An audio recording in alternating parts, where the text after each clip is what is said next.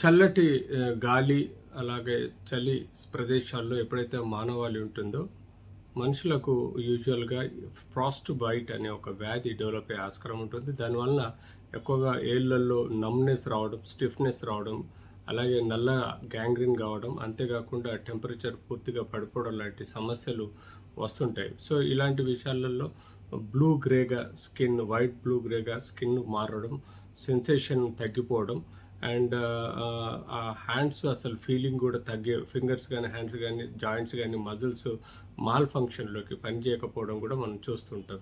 So frost bite అనేది one of the most dangerous serious కండిషన్గా భావించాల్సిన అవసరం ఉంటుంది.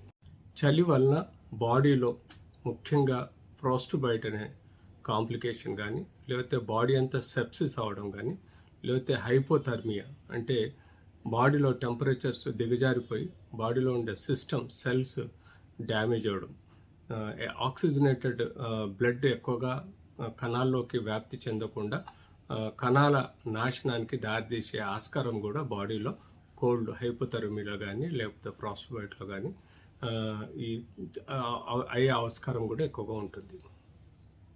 యూజువల్గా చల్లటి వెదర్లో మనం తీసుకోవాల్సిన జాగ్రత్తలు ఏంటంటే, మనం వేసుకునే బట్టలు వామ్గా అంటే 2-3 లేయర్స్గా ఉండే వామ్గా, మధ్యలో స్పేస్ ఉండి ఎయిర్ లాక్యులేట్ అయ్యి ఆ ఎయిర్ ఒక మన బాడీ టెంపరేచర్ని మెయింటైన్ చేస్తే మన బయట టెంపరేచర్ కన్నా ప్రొటెక్షన్ ఉంటుంది. అలాగే టైట్గా ఉండకుండా కొంత లూజ్ బట్టలు వేసుకుంటే ఆ స్పేస్లో ఏదైతే ఎయిర్ ఉంటుందో అది మన బాడీ టెంపరేచర్ని మెయింటైన్ చేస్తూ మనల్ని బయట చల్లటి వెదర్ నుంచి ప్రొటెక్షన్ ఇస్తుంది. యూజువల్గా చల్లటి వెదర్లో బయట ఉన్నప్పుడు మనం ముక్కు, అంతేకాకుండా నోటికి స్కార్ఫ్ లాంటిది కానీ, లేకపోతే ప్రొటెక్టివ్ ఉలెన్ బ్రేస్ కానీ తీసుకుంటే అప్పుడు మనకు ఊపిరితిత్తులకు కోల్డ్ వేవ్స్ అన్నది పోకుండా, మనకి లంగ్ డిజీజెస్ డెవలప్ కాకుండా, బ్యాక్టీరియల్ ఇన్ఫెక్షన్ కానీ రాకుండా మనకు ప్రొటెక్ట్ చేస్తుంది. కాబట్టి స్కార్ఫ్ లాంటిది మన ముక్కు, చెవులకు అలాగే నోటికి కట్టుకోగలిగితే బాగా ప్రొటెక్షన్ ఉంటుంది. కోల్డ్ వెదర్లో మనం ముఖ్యంగా ఆస్మా లాంటి వ్యాధిని మనం క్రోనిక్ డిజీజ్గా భావిస్తాం, దీర్ఘకాల వ్యాధిని. దాన్ని ప్రొటెక్ట్ చేసుకోవాల్సిన అవసరం ఉంది.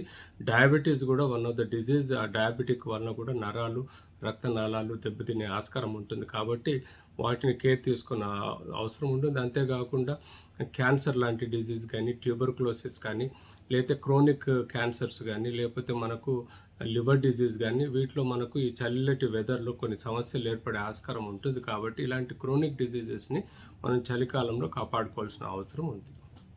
సూపర్ కోల్డ్లో మనం అధికంగా ఉలెన్ క్లోత్స్ కానీ, లెదర్ కోట్స్ కానీ ధరిస్తాం. అందులో మనకు ఒకలాంటి మాయిశ్చర్ బాడీ లోపల ఏర్పడుతుంది. అంతేకాకుండా ఎక్కువగా మాయిశ్చర్ ద్వారా మనకు బాడీ ఫ్లూయిడ్స్ తగ్గిపోయే ఆస్కారం ఉంటుంది.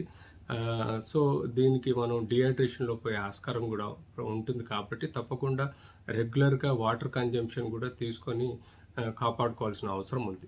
ఎక్కువగా ఫ్రాస్ట్ బైట్ ఏదైతే మనకు స్కిన్ మీద ఏర్పడుతుందో మనం అన్ని జాగ్రత్తలు తీసుకుంటాం, కానీ కంటి చుట్టూ మనం ప్రొటెక్షన్ తీసుకోకపోతే మన కంటి చుట్టూ ఉండే ఐలిడ్స్లలో కూడా మనకు ఫ్రాస్ట్ బైట్ ఏర్పడి సమస్యలు పెరిగే అవకాశం ఉంటుంది. కాబట్టి కంపల్సరీ మన ప్రొటెక్టివ్ గ్లాస్, గాగుల్స్ కానీ ధరించి ఆ శీతాకాలంలో మనం తీసుకోవాల్సిన జాగ్రత్తలు పాటించాల్సిన అవసరం ఉంది.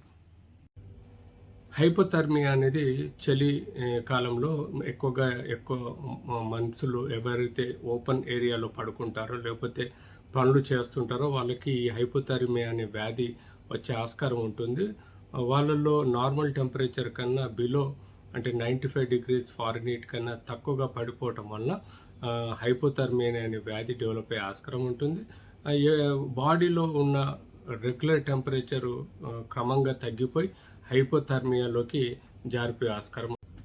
హైపోథర్మియా అనేది బాడీలో నార్మల్ కన్నా కింద టెంపరేచర్స్ పడిపోవడం, నీ యొక్క సర్కమ్స్టెన్సెస్ టెంపరేచర్ కన్నా తక్కువగా నమోదవడం. అది ఆన్ అన్ యావరేజ్గా మనం 97-98 degrees సెల్సియస్ అనుకున్నప్పుడు ఇది ఫారెన్ హీట్గా.